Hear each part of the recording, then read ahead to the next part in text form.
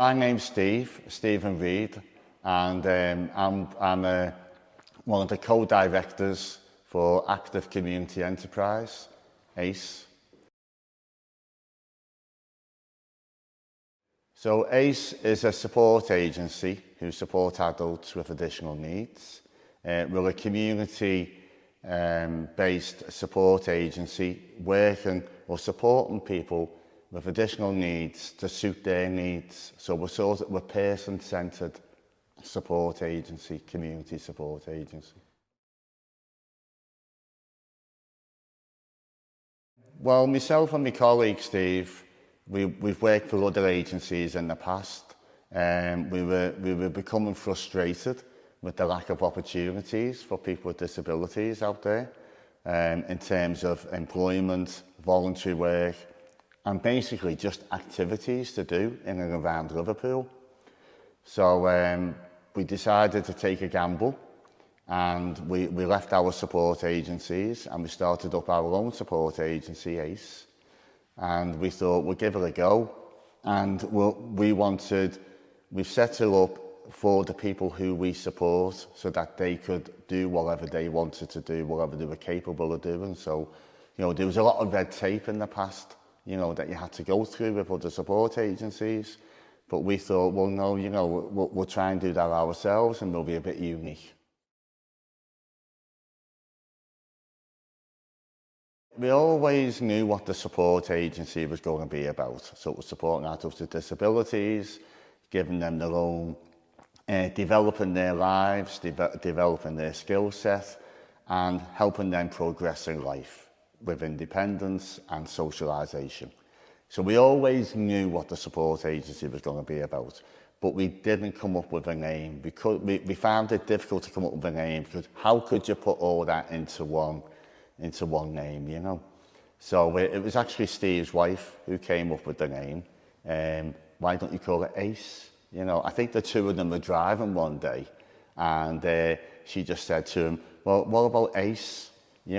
What do you mean ACE? Well, ACE, active, you're active, community, you're in the community, and you're a social enterprise, an enterprise. So we thought, yeah, we'll stick with that.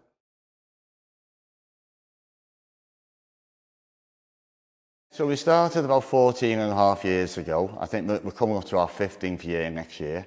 I think we started around June, July. And when we first started out, myself and Steve were out there supporting some of the guys. We started off very small, so we were supporting one or two people. And then once the name got out there, more and more people came forward. It was a bit like that film, Field of Dreams. If you build it, they will come. And that's what we always said when we first started off. And when we first started off, it was myself and Steve, and my wife was involved then as a volunteer, and she sort of did the business side of things, getting emails sent out to social workers, letting them know what we're all about. And once that got out and about, more people came forward, and we just grew and grew. Our office was my daughter's bedroom in the house. She had to come out the bedroom and said, no, we want an office. So, that was our office. And then once we got a little bit bigger, the office then became the conservatory. So we went in the conservatory. And then the office then went over to the Citizens Advice Bureau. We hired a room in there. And then because we did a lot of activities in and around Liverpool in different areas, discos in one area and arts and crafts in another area, this place then became available 5 years ago. It was through the council. Basically, we bought it off the council, and we thought we'll put all our activities inside the one building, and our office was inside the one building, so it's all contained. Everything we do in ACE is contained within the ACE place. Just before the pandemic, ACE did a lot of discos, and we were here, there and everywhere.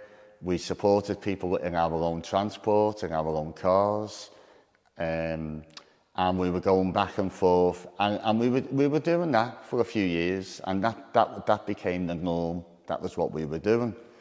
Then the pandemic came along, And obviously, like everybody else, we had to shut down and we were on lockdown and we couldn't obviously support. So during that time, it gave us a chance, it gave us an opportunity to reevaluate the agency, you know, because we knew that when we come back after the lockdown, things wouldn't be the same because you still have all your restrictions in place, you know, in certain areas. And so we evaluated the service and we didn't know whether it was going to be for the good or for the bad, but we thought we'd give it a go. So we had to look at everything we do, the people we support, the activities that we did, and also the transport. So we knew we couldn't do the transport anymore, so we had to stop doing the transport, picking people up ourselves. So then we got the taxis now bring people back and forth. And a lot of the activities that we did outside, like the discos, we had to stop doing them because we didn't have the transport, obviously, to do them, and we had to just stop them. And we looked at the Ace Place and thought, well, we'll just do a lot of the activities within the Ace Place. So we had to reevaluate some of the activities that we did. So one example would be, instead of doing all the discos in and around everywhere, we'll create a new activity, which would be the drama that we do on a Wednesday, you know. And the art and crafts now is at the Ace Place. So there was good and bad that came from the pandemic afterwards, because a lot of people who came to the discos, we've lost those friendships because we don't see a lot of people that use the discos. So unfortunately, we don't see them anymore. But what we do is we're more person-centred now. So we support in small groups, where before the pandemic we supported in larger groups. But now it's only small groups and it's more person-centred. So, yeah. Ace in 5 or 10 years. First of all, I'd like to see Ace just still going as a business. As an agency, it'd be fantastic.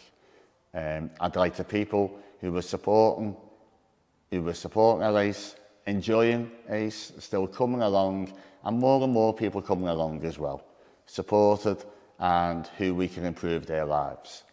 Ace has gone from strength to strength in the last 15 years. I'd like to see some of the activities that we do develop more. So the drama, I'd like to, we do drama every week. We do pantos, every year. We do musicals once a year. I would like to move on and maybe do a film, with some of the people who we support. I'd like Ace to have its own cafe, and some of the people who we support could work in the cafe. I'd like everyone who is supporting Ace to be involved in the progression of Ace and moving forward of Ace.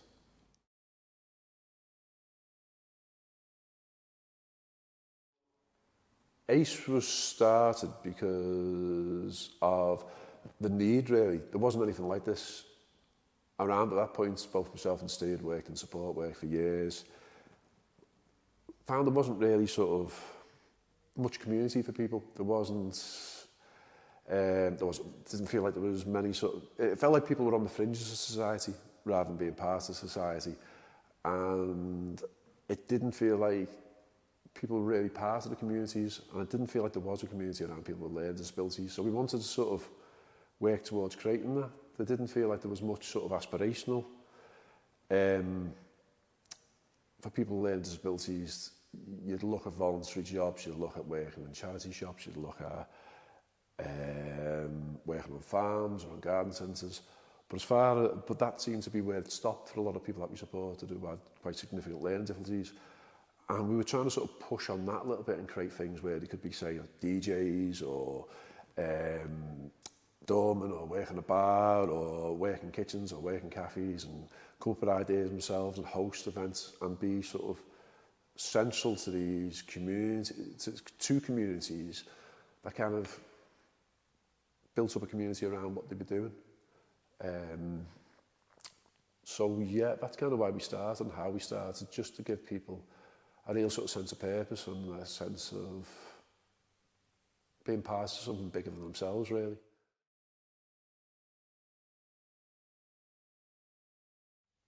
I think it has always been just, I enjoy helping people. And I think that's part of why with ACE, the idea that the people that we support can get to enjoy that as well.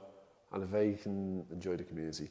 But with myself, it was feeling like you could make a difference even just to one person and make a difference to their day or their lives, and just that sense of purpose to myself as well. And, you know, it was, yeah, that really.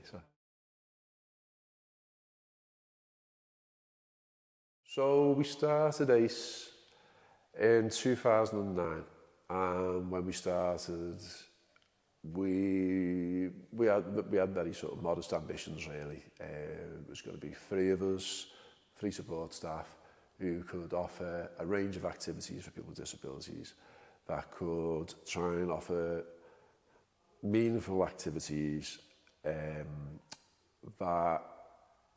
might create a sense of purpose to the people that we're carrying these kind of activities out. So whether it be involved in the gardening, or whether it be helping running the clubs that we were running, but having real significant roles within what we were doing.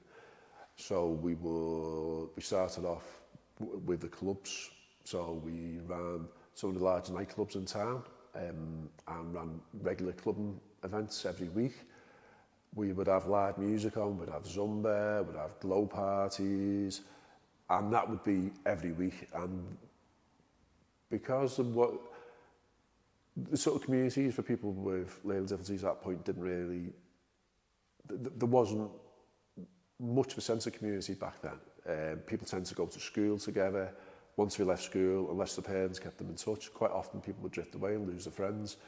But through the clubs that we ran, people seemed to be able to come together and see people that they hadn't seen. They'd be separated by support. We'd have brothers and sisters who were separated by care. We'd have 3 sets of brothers and sisters who hadn't seen each other for 5, 6, 10 years, and got to see each other again through the clubs that we ran, because we're separated by support, which is so sad. So they grew quite fast, because there wasn't anything else like that back then. So we quickly went from having 20, 30 people a week turning up to a point where there was 300 people a week turning up for one of the clubs we ran. And because there was this big need and big pull for it, they kept on expanding. We went from the 2 clubs that we started with, which was the Kenny Disco and the Lloyd's Bar, and it grew to an arts and crafts club, a health and fitness club. We took over the running of a cinema, and would have in Walton Village, where we had weekly shows on every week, and would have a minimum of 100 people coming to that show every single week. And the people that we support would attend, but also help host it. Was always the meaning of having those things on. It grew, and because it was doing really well and people really enjoyed it, it kept on growing. Probably a little bit too fast, really. So one thing the pandemic did was kind of slow us right down.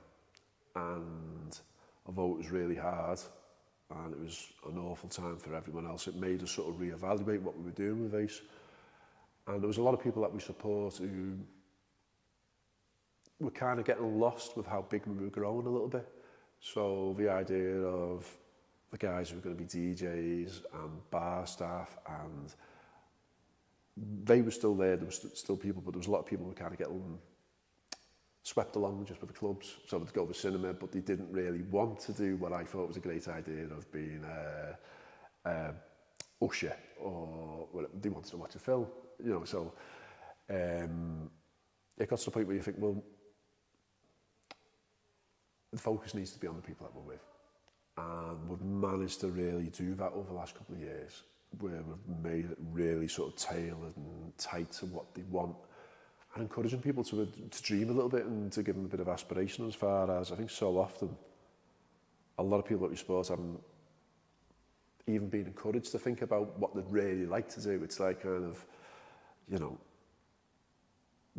someone will think it's a good idea to have this job, so they'll get taken along to that thing and turn up and do it. But now it's trying to create something out of nothing a lot of the time. But I think what's it been now? 5 years that we've been in the Ace Place, which was an old youth centre that was left abandoned and it was derelict. And we moved in, the people that we support, with completely changed the environment to what it was. It was a shell of the building, and we've done a lot of that work with the people that we support. Physically, the guys that we support been painting and decorating and doing all kinds of learning skills while they're doing it. But it's been led by them as well about what actually works for them and what works for what they want to do. So that's been great. But I think it's kind of changed our focus from creating a society, like a community for the people that we support, to actually being part of the wider community and changing the community around us a little bit. So again, that thing, we kind of created this, a little bit of an insular community really, of somewhere safe for people with learning disabilities to go, and trying to expand it so that the community is coming into here, coming into the garden centre, but also us interacting more with the community, so through the litter picking and through getting out and about and people seeing and getting to know the people that we support and getting to interact with them more. It breaks down the boundary so quickly because so many people just aren't used to being around people with disabilities. So that is really the focus, and the more we can, you know, bring down the barriers, the actual physical barriers and the railings and all that around the building, and actually have people coming in and seeing it as an asset to have people with learning disabilities, being alongside them and working with them, and the fact that, you know, they're making this area, Belle Vale, a better area for us being there. You know, like the community parties that we put on, the litter picking, the gardening that they do in the area. The area is richer for the people that we support being in this community. You know, we're a real sort of asset.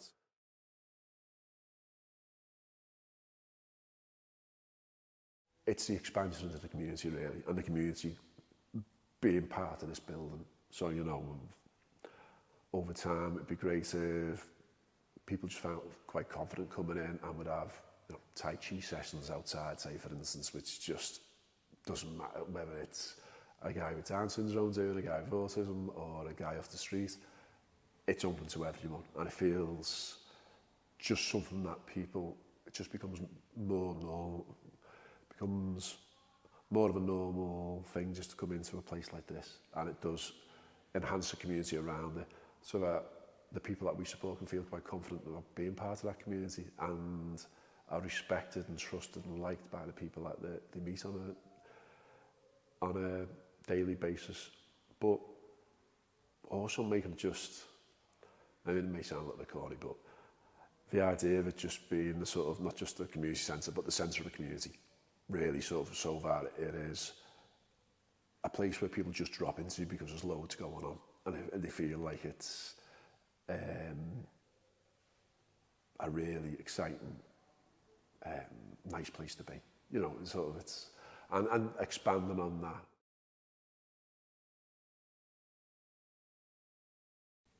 I feel like we have a really sort of high standard of the people that who work for ACE. I've always said that I wouldn't have anyone working at ACE, but I wouldn't work with my own kids. I have 2 children who have learning difficulties, and I'd be happy for it that any of the staff who work at ACE work with my own son and daughter. And I think that's quite important because it's a massive position of trust, you know. But also, we don't just want people to feel cared for and respected and loved. You know, we also want people who are going to push the people we want to dream a little bit and to achieve more and to be a bit more aspirational. You know, not like to challenge a little bit and to say, like, you can achieve more than what you're doing, and really sort of push people along. That's massive. It's a massive part. There's a big difference between being a carer and a support worker. And I think as a carer, you can make sure that someone's protected and loved and has got all those kind of needs met. But as a support worker, I think part of your role is to really push people on in life and to really sort of try and nurture and encourage more out of anyone and you know, and really sort of help fulfill everyone's potential.